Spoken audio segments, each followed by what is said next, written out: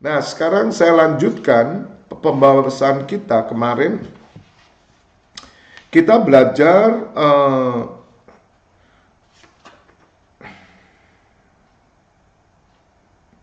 nubuatan sangkakala ketujuh, di mana gulungan kitab yang saya sudah sampaikan di surat Yehezkiel, bahwa gulungan kitab itu di dalamnya tertulis 3 hal, yaitu nyanyian ratapan dan keluh kesah serta rintihan. 3 hal ini adalah doa syafaat. Maka itu gulungan kitab itu, saudara, dimetre dengan 7 metre, yang bisa membuka adalah imam besar. Dan semua tersingkap luar biasa. Dan Tuhan Yesus membuka gulungan. Dan gulungan itu luar biasa diserahkan kepada Nabi Yehezkiel dan digenapi di surat Wahyu, diserahkan kepada Yohanes. Saudara, Yohanes adalah murid Tuhan Yesus. Yehezkiel Nabi Allah. Dua-dua adalah pendoa syafaat. Maka itu Bapak Ibu Saudara, pewahyuan keimamatan ini luar biasa. Saudara boleh punya karunia apapun. Catat saudara, kita boleh memiliki karunia apapun, tapi kita harus mengerti bahwa panggilan kita adalah pendoa syafaat, imam. Jadi imam itu bukan karunia, dan menjadi pendoa syafaat bukanlah karunia. Yang ngerti katakan amin. Jadi saudara, karunia-karunia itu bermacam-macam. Tetapi menjadi pendoa syafaat itu semua murid Tuhan. Makanya Tuhan Yesus berkata, rumahku disebut rumah doa segala bangsa. Artinya, di dalam rumahku semua pendoa, semua imam. Dahsyat bukan saudara? Kalau dulu kita mendengar bahwa menjadi pendoa itu karunia. Nah, sekarang kita mengerti menjadi pendoa itu panggilan semua orang Kristen. Haleluya. Maka Yohanes dan Yehezkiel sama. Menerima gulungan kitab dimakan, di mulut rasa manis, di perut pahit. Saudara, pahit mengerang, itulah pendoa syafaat. Dan di Wahyu 10 dikatakan, bernubuatlah sekali lagi. Wah, dahsyat saudara. Bernubuatlah sekali lagi untuk setiap suku, bangsa, kaum, dan bahasa. Dahsyat saudara. Ketika saudara mengerti menjadi pendoa bukan karunia, pendoa adalah kodrat ilahi atau divine nature kita. Oh, dahsyat saudara. Saudara menjadi orang yang diperhitungkan oleh Tuhan dan oleh semua orang. Benar saudara. Rahasia ini yang membuat kita akan melakukan perkenanan Tuhan. Maka itu Bapak Ibu Saudara,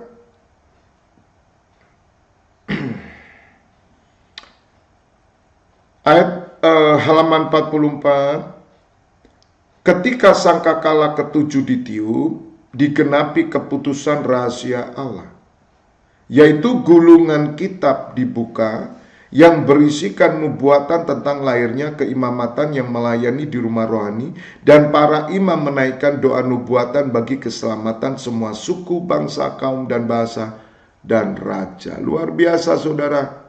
Hanya pelayanan keimaman yang diberi otoritas untuk bernubuat berdasarkan firman Tuhan. Saudara, luar biasa, luar biasa.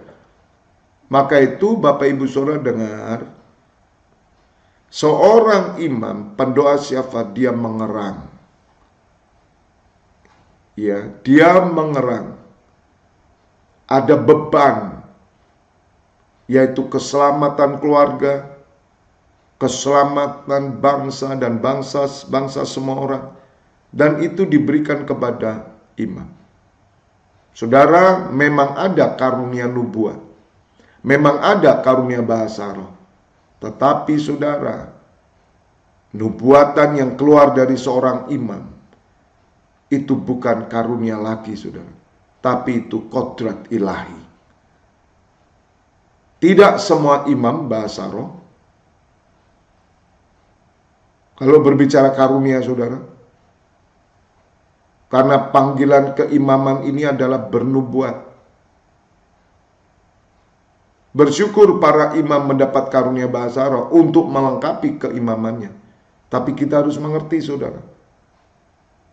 Jangan sampai saudara salah. Nanti dipikir keimaman dan keimaman itu milik karismatik, milik Pantekosta. Bukan. Saudara, keimaman itu melayani di bait Allah. Pelayanan doa, pelayanan firman, pujian penyembahan. Anda harus mengerti. Tetapi para imam-imam yang mendapat karunia bahasa roh, mereka lebih kuat, lebih kokoh. Makanya kenapa saya menyarankan, minta karunia bahasa roh, minta karunia nubuat. Tapi sesungguhnya saudara harus tahu kebenarannya. Seorang imam pasti bernubuat, karena itu kodrat ilahinya. Tapi ada orang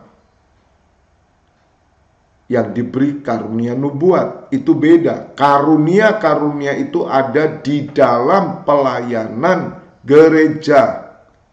Dengar, semua karunia-karunia itu ada di pelayanan eklesia. Pelayanan di bait Allah secara pribadi, saudara, sesungguhnya engkau tidak memerlukan karunia, karena itu dikerjakan oleh Roh Kudus sendiri. Makanya banyak orang jatuh di gereja, banyak orang tertolak di gereja. Karena apa? Kesombongan karunia. Dan disitulah pameran karunia, disitulah tampilan karunia, disitulah Bapak Ibu, kesombongan karunia dibangun. Minta maaf, saya pasang chargernya. Kesombongan karunia dipamerkan di sana. Betul bukan? Tapi di rumah kita nggak ada kesombongan. Di rumah kita nggak ada tampilan. Di rumah kita nggak ada persaingan. Katakan amin. Makanya penilaian Tuhan itu, penentuan terbaiknya di rumah kita. Nah, kembali saudara, kembali. Itu hanya untuk membuat saudara mengerti. Saudara, pelayanan keimaman yang diberi otoritas untuk bernubuat berdasarkan firman Tuhan. Karena apa? Bernubuat itu harus dasarnya firman Tuhan. Ya, bernubuat dasarnya firman Tuhan. Ada karunia nubuat. Dengar. Karunia nubuat bisa diberikan kepada pendeta nggak pernah baca firman. Itu ada. Karunia nubuat bisa diberikan kepada WL yang nggak pernah baca Alkitab. Itu ada. Karena karunia itu kepentingan Tuhan. Tetapi orangnya tidak berkenan. Supaya Anda mengerti. Karunia itu kepentingan Tuhan. Tapi seorang imam yang benar-benar imam, maka dia pasti bernubuat didasarkan oleh firman. Sebab di dalam bait Allah ada meja roti sajian, yaitu firman Tuhan. Maka seorang imam wajib baca Alkitab. Itu wajib. Kalau ada imam tidak baca Alkitab, tidak mungkin dia bisa bernubuat. Karena dasar nubuatan, dasar doa, dasar pujian penyembahan, firman Allah. Ingat, kalau ada orang tidak pernah baca firman, tidak pernah doa pagi, tidak pernah melakukan 10 perintah Allah, tapi karunianya hebat, hati-hati, mujizat terjadi, nyanyinya enak, urapannya besar, dan dia bisa mendoakan dengan nubuat, doakan orang sakit langsung sembuh. Hati-hati, itu karunia, jangan tertipu. Sebab nanti antikris datang dengan pola itu. Dengar, antikris datang dengan pola itu. Semua karunia dia punya. Sehingga banyak orang Kristen akan murtad, durhaka, karena mereka mengejar mujizat. Dan itu terjadi hari ini, saudara. Hati-hati, saudara. Jangan sampai saudara diarahkan kepada tujuan yang salah. Yohanes 7 ayat 37, 38, dan pada hari terakhir, yaitu pada puncak perayaan itu, Tuhan Yesus berdiri dan berseru, barang siapa haus, baiklah ia datang kepadaku dan minum. Barang siapa percaya kepadaku, seperti yang dikatakan oleh kitab suci, dari dalam hatinya akan mengalir aliran-aliran air hidup. Saudara dengar, ketika saudara penuh firman, dengar, maka di dalam hati saudara itu mengalir aliran air hidup. Karena firman itu adalah Roh Kudus juga. Roh Kudus adalah roh firman, roh kebenaran. Makanya hanya orang yang haus dan lapar akan firman Tuhan, mereka akan dipenuhi. Dan saudara, dalam bahasa lain, terjemahan lain, dikatakan dalam hatinya itu dari rahimnya. Saudara, dari perutnya. Seperti orang mengandung, saudara, mual. Dan itulah ratapan, rintian, dan keluh kesah. Jadi saudara harus mengerti, pendoa syafaat didasari oleh firman yang menghasilkan ratapan. Pertanyaan saya, apakah para imam-imam yang bertugas, khususnya anak muda, saya pesan kepada pembina pemuda diperhatikan. Ketua pemuda perhatiin betul. Wakil perhatikan platinum. Apakah mereka berdoa dengan erangan atau tidak? Saudara, menjadi pendoa syafaat itu kesadaran penuh akan firman, bahwa ketika Anda berdoa meskipun Anda membaca, Anda prihatin. Orang Jawa bilang prihatin. Anda memiliki keprihatinan atas keadaan bangsa, atas keadaan kota, atas keadaan manusia. Baru Anda pendoa syafaat. Menjadi pendoa syafaat bukan, maaf saudara ya, minta tolong dari teman-teman di Bali, dikoreksi lagi. Tidak ada wajah mengerang. Mereka itu hanya tampilan semua. Percuma live streaming berdoa. Tolong dijelaskan. Dan juga tolong yang tidak punya erangan, lebih baik jangan live streaming. Orang yang berdoa, saudara, seperti saya tadi, itu groaning, jadi mengerang. Makanya Tuhan Yesus berkata, barang siapa percaya kepadaku, dalam hatinya mengalir aliran air kehidupan, itu beban, prihatin, saudara. Saudara sedang menerima gulungan kitab dan Anda mengerang. Bukan sekedar membaca tulisan doa atau apalan doa. Makanya kalau saudara sungguh-sungguh sebagai pendoa, Anda nggak perlu catatan, nggak apa-apa. Kenapa ada orang ketakutan sekali mencari catatan doa?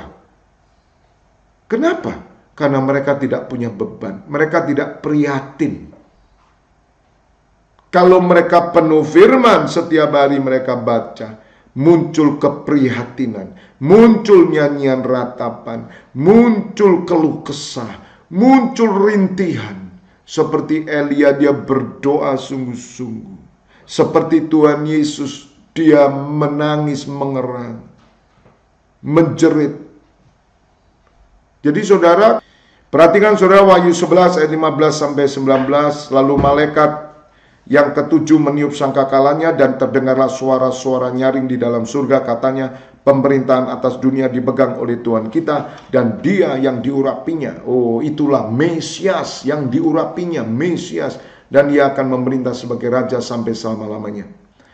Dan ke-24 tua-tua yang duduk di hadapan Allah di atas tata mereka tersungkur dan menyembah Allah, sambil berkata, kami mengucap syukur kepadamu ya Tuhan Allah yang Maha Kuasa, yang ada dan yang sudah ada, karena Engkau telah memangku kuasamu yang besar dan telah mulai memerintah sebagai Raja, dan semua bangsa telah marah. Tetapi amarahmu telah datang dan saat bagi orang-orang mati untuk dihakimi dan untuk memberi upah kepada hamba-hambamu, nabi-nabi dan orang-orang kudus, dan kepada mereka yang takut akan namamu, kepada orang-orang kecil dan orang-orang besar, dan untuk membinasakan barang siapa yang membinasakan bumi.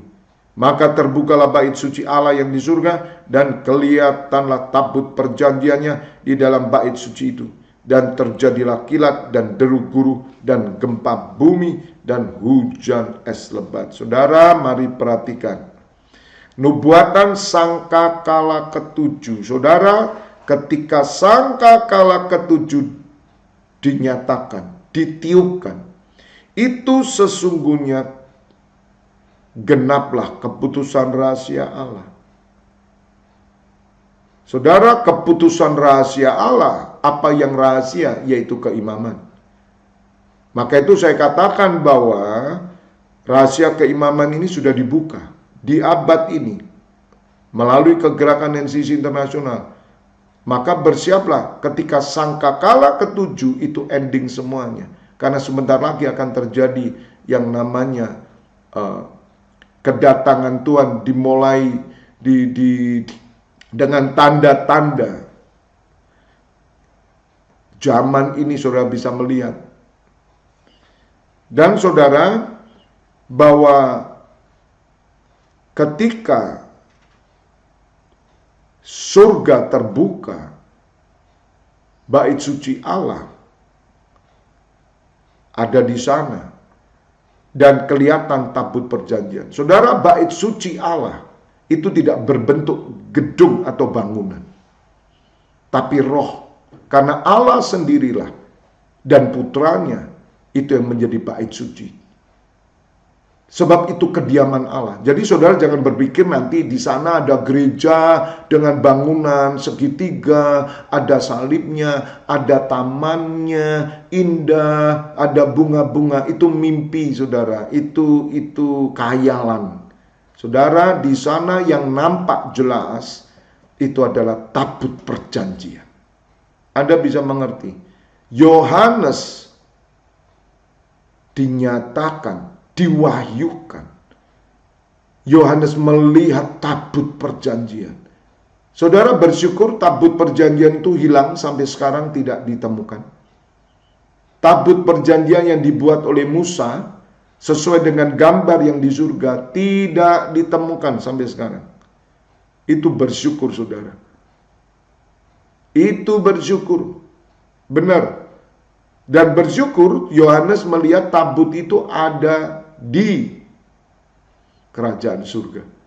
Makanya Bapak Ibu Saudara, ini rahasia. Oleh karena itu kalau saudara mengerti tentang tabut Tuhan, nanti kita akan belajar bagaimana tabut Tuhan itu sungguh luar biasa. Dan tabut Tuhan itu sesungguhnya kehadiran Allah. Jika hari ini itu karena Roh Kudus di dalam kita. Dan tabut itu ada di Yerusalem kita. Taruh tabut Tuhan di rumah saudara. Anda sekarang mengerti dengan adanya tabernakel, dengan adanya hubungan antara saudara dengan Tuhan Yesus. Tuhan Yesus sebagai imam besar, agung, dan saudara sebagai imam. Maka tabut selalu ada di sana. Makanya jangan pernah saudara lalaikan tugas keimamanmu saudara. Jangan lalaikan doa pagi, sudah berdoa, bersyafaat, bernubuat, kemudian selesai baca Alkitab, setelah itu pelihara hukum 10 hukum Allah, saudara, dan peliharalah benar-benar persekutuanmu dengan saudara seiman. Bekerjalah di luar, profesi apapun jangan tinggalkan bait Allah ini. Tabut Allah harus Anda hadirkan di mana Anda berada. Ketika Anda kerja sebagai pegawai negeri, Anda harus beriman, Tuhan, tabutmu ada di pemerintahan ini, tabutmu ada di kantor ini. Aku percaya kuasa pembalikan terjadi. Saudara harus mengerti ini, sebab tabut inilah rahasia yang selama ini tertutup, saudara. Maka itu Bapak Ibu Saudara harus mengerti dan hidup dengan iman. Saudara dengar, kalau saudara tidak saya ajarkan tentang keimaman, maka imanmu tidak menuju kepada keimaman. Anda tidak akan mengerti dan Anda tidak akan bergerak dengan kuasa Allah. Sebab iman itu muncul dari mendengar firman Kristus. Ketika saudara belajar buku ini, memahami Injil dalam keimamatan, maka imanmu muncul. Ketika imanmu muncul, terjadi. Banyak orang Kristen tidak hidup dengan iman. Kenapa? Baca Alkitab tidak pernah. Hanya dengaran khotbah, paling-paling imannya kepada apa? Bisnis. Imannya sukses. Imannya makmur. Imannya diberkati. Itu aja. Imannya apa? Masuk surga. Bagaimana masuk surga? Doa pagi aja nggak pernah. Bagaimana masuk surga? Ke gereja aja tawar-tawaran. Bagaimana masuk surga? Baca Alkitab nggak pernah. Makanya Tuhan Yesus berkata, jika hidup keagamaanmu tidak lebih daripada orang Farisi ahli Taurat, kamu tidak layak masuk surga. Itu kalau ngomong surga. Jadi Bapak Ibu Saudara sadar semua. Sekarang kita mengerti live by faith. Live by faith. Hidup dengan iman tuh ngerti. Iman tuh harus ada, yaitu firman. Makanya bersyukur saudara yang bertahan di NCC Internasional. Anda tidak keluar dari sini. Aduh, Anda orang hoki kok. Orang-orang yang udah keluar itu kasihan deh, supaya bertobat itu. Mereka belum mencapai iman yang sesungguhnya, sudah keluar, udah nggak ngerti. Sebab yang dicari hanya makan minum, yang dicari hanya kepuasan batinnya sendiri. Oh, sekana ropotek dia rapasande repetoko narapashe. Jadi Bapak Ibu Saudara harus mengerti rahasia keputusan Allah. Penggenapan rahasia keputusan Allah itu sangkakala ke-7. Dan kita masuk halaman 47. Nubuatan 4 makhluk surgawi, nubuatan yang ke-10. Wahyu 4 ayat 6 sampai 11. Dan di hadapan tata itu ada lautan kaca bagaikan kristal. Perhatikan apa yang dilihat Yohanes. Semua yang dilihat Rasul Yohanes itu tercatat di Nabi Yeskil, tercatat di Daniel, tercatat semua saudara. Jadi ini bukan dongeng. Ini bukan asal-asalan. Surat Wahyu itu betul-betul menggenapi segala rahasia keputusan Allah. Di hadapan tata itu ada lautan kaca bagaikan kristal. Di tengah-tengah tata itu dan di sekelilingnya ada 4 makhluk penuh dengan mata di sebelah muka dan di sebelah belakang. Jadi saudara, kalau saudara baca di ayat 1 sampai ayat 5 Wahyu 4, maka di situ diceritakan bagaimana tahta itu, dan saudara harus mengerti di setiap tahta itu selalu. Kenapa saudara perlu belajar tahta ini? Mari tolong bisa dibuka. Saya bukakan aja lah supaya Anda mengerti, terutama praise and worship, terutama saudara menjadi imam. Saudara ketika Anda berdoa, Anda harus tahu punya iman bahwa Anda sedang sujud di hadapan tahta. Anda mengerti? Itu hadirat Allah yang diwahyukan. Jadi ketika Anda masuk hadirat Allah, Anda harus tahu bahwa saudara ada di depan tahta itu. Mari kita lihat tahta itu sebentar. Wahyu 4. Oh, sungguh dahsyat saudara. Wahyu 4 ayat pertama, perhatikan saudara.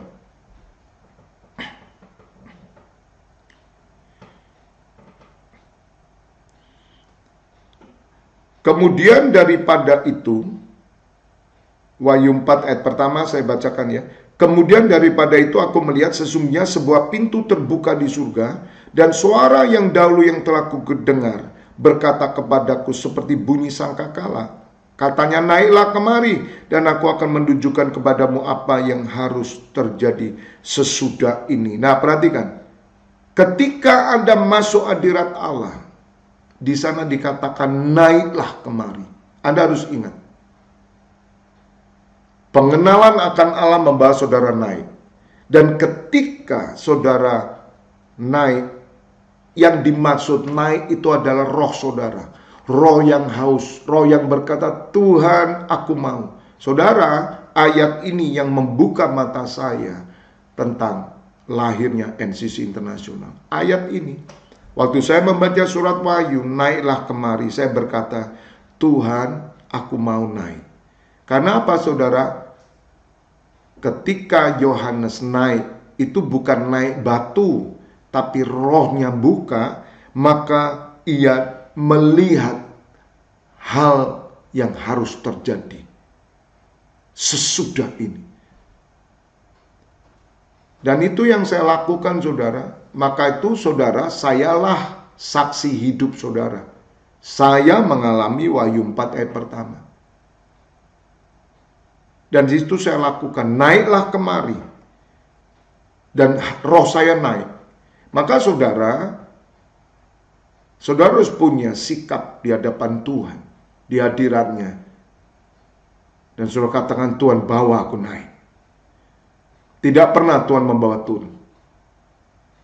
Maka Anda akan melihat apa yang Dia inginkan. Itu rahasia dan itu dibukakan. Nah, kembali ayat 2. Segera aku dikuasai oleh roh dan lihatlah. Nah, lihat. Dia baru melihat. Sebuah tata terdiri di surga.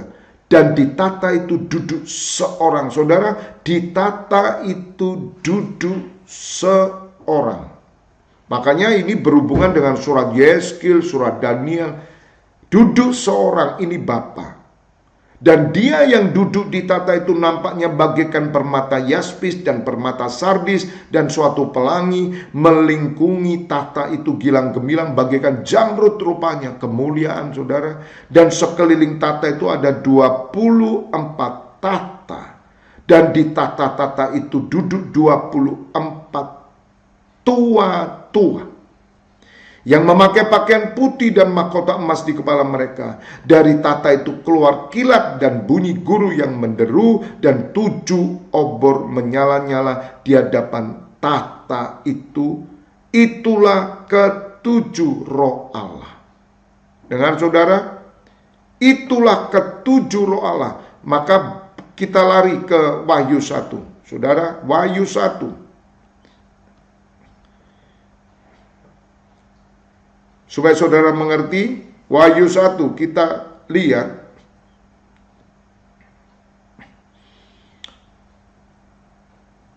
Wahyu 1 ayat 9, saya bacakan buat saudara, supaya saudara mengerti. Wahyu 1 ayat 9. Aku Yohanes, saudara dan sekutumu dalam kesusahan, dalam kerajaan, dan dalam ketekunan menantikan Tuhan Yesus, berada di pulau yang bernama Patmos, oleh karena firman Allah dan kesaksian diberikan oleh Tuhan Yesus. Pada hari Tuhan aku dikuasai oleh roh. Nah, ini Yohanes sedang bercerita. Pada hari Tuhan aku dikuasai oleh roh. Nah, yang waktu itu, ya, yang kita baca di Wahyu 4. Dan aku mendengar dari belakangku suatu suara yang nyaring seperti bunyi sangkakala. Katanya, apa yang kau lihat tuliskanlah di dalam sebuah kitab dan kirimkanlah kepada ke-7 jemaat ini. Ini nubuat. Berdoa saudara, apa yang saya tulis di sebuah kitab ini saudara. Mari saudara bernubuat. Maka ini akan dikirimkan kepada ke-7 gereja. Saya percaya buku ini akan tersebar ke semua gereja-gereja. Katakan amin. Karena itu yang terjadi. Apa yang dilihat, tuliskanlah itu, ya, di dalam sebuah kitab. Ayat 12, lalu aku berpaling tuh melihat suara yang berbicara kepadaku, dan setelah aku berpaling, tampaklah kepadaku 7 kaki dian dari emas. Jadi perhatikan, ada di hadirat Tuhan ada 7 kaki dian. Perhatikan saudara, jangan-jangan ini keluar, karena saya kasih bocoran ya. Keluarnya soal ujian tidak seperti yang kau bayangkan. Lebih banyak kepada pemahaman, bukan hafalan. Saya sudah kasih bocoran. Seperti ini, kalau saya memberi soal, Roh Kudus memberi soal, gambarkan tahta Allah. Anda harus bisa menggambarkan ini. Makanya jangan Anda anggap enteng apa yang saya jelaskan. Dengarkan, ya, supaya saudara tahu gambar hadirat Tuhan bagaimana. Saya bisa melihat nanti jawaban saudara, apakah saudara menyimak atau tidak, membaca atau tidak. Katakan amin. Supaya saudara mengerti, karena ini praktek sehari-hari. Anda masuk hadirat Tuhan, ini yang terjadi. Bahwa di depan tata itu ada 7 kaki dian dari emas. Dan 7 kaki dian itu menorah. Dan itu adalah saudara dan saya, pendoa syafaat itu, gereja Tuhan. Dan di tengah-tengah kaki dian itu ada seorang anak manusia. Benar, dengar, ada Tuhan Yesus. Berpakaian jubah yang panjangnya sampai di kaki, dan dadanya berlilitkan ikat pinggang dari emas. Kepala dan rambutnya putih bagikan bulu yang putih meta, dan matanya bagaikan nyala api. Dan kakinya mengkilap bagaikan tembaga membara di dalam perapian, suaranya bagaikan desok air bah. Dan di tangan kanannya ia memegang 7 bintang, dan dari mulutnya keluar sebilah pedang tajam bermata 2, dan wajahnya bersinar-sinar bagaikan matahari yang terik. Katakan amin. Dan saudara baca nanti sampai ayat 20, bahwa 7 bintang itu 7 malaikat, dan 7 kaki dian 7 gereja. Jadi saudara dengar,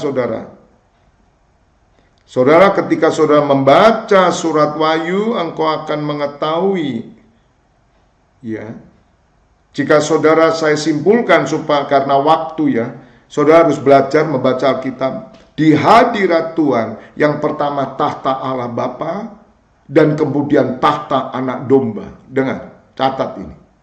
Di hadirat Bapa, itu ada tahta Allah Bapa, tahta anak domba, dan di situ ada di depannya ketujuh roh Allah. Ingat saudara, ini tahta Allah. Hadirat Allah itu selalu begini. Dan ada kerubim, malaikat. Makanya nubuat 4 makhluk ini ada di tahta. Dan di depan tahta itu ada 7 kaki dian. Kaki dian itu adalah menorah. Menorah ini adalah rumah doa. Itu adalah jemaat. Itu saudara dan saya imam-imam. Saudara, inilah yang dirindukan Allah. Di rumah kediamannya selalu terbangun hadirat Allah. Dan inilah gambaran sesungguhnya tabut Allah. Kenapa perlu saya jelaskan kepada saudara? Ketika saudara memiliki imajinasi seperti ini bukan gambaran manusia, tapi ini nyata. Ketika Anda masuk hadirat Tuhan dengan iman seperti pagi hari ini, saudara, kita sedang berdiri, kita sedang berada di tahta Allah, tahta anak domba, dan juga di hadapan ketujuh roh Allah. Makanya 4 makhluk ini adalah karakter pendoa syafaat. Ada 4 makhluk, saudara, dan saudara ingat 4 makhluk ini tidak pernah terpisahkan, sayap-sayapnya bersentuhan. Itu nanti 2 minggu lagi saya akan khotbahkan tentang pendoa syafaat. Saya akan khotbahkan supaya saudara mengerti. Saya berharap Anda mengerti sehingga saudara punya iman. Makanya setiap kali ketika saya beribadah, itu imajinasi saya, itu kebenaran firman Allah, dan saya sedang berhadapan di hadapan tata itu. Dan ingat saudara, di surat Wahyu tadi dikatakan pada sangkakala ke-7, terbukalah bait suci Allah di surga dan terlihat tabut. Saudara, apa yang kita lihat, apa yang kita mengerti di surat Wahyu, itu nyata ketika saudara beribadah. Maka roh takut Tuhan nampak. Kenapa ada orang ibadah tidur? Kenapa ada orang ibadah ngobrol? Karena mereka tidak mengerti firman. Kenapa saudara melihat Pak Feby ibadah kok sungguh-sungguh? Karena saya melihat kebenaran itu. Maka jangan main-main kalau ibadah. Anda sedang ada di hadapan tata Allah. Anda sedang ada di hadapan tata Yesus Kristus. Anda sedang ada di hadapan 7 roh Allah. Ada kerubin, itu suasana surga. Dan itu akan hadir di rumah saudara ketika Anda dengan iman. Ingat, dengan iman. Tanpa iman tidak ada seorang pun dapat berkenan. Dan iman timbul karena saudara membaca firman. Ini isinya firman. Maka itu kalau saudara tidak membaca Alkitab, saudara tidak belajar tentang keimaman ini, bagaimana saudara bisa mengerti? Bagaimana saudara dapat beriman sungguh-sungguh bahwa saudara hidup di dalam hadirat Allah? Yang ngerti katakan amin. Jadi saudara harus mengerti tentang hal itu. God bless you.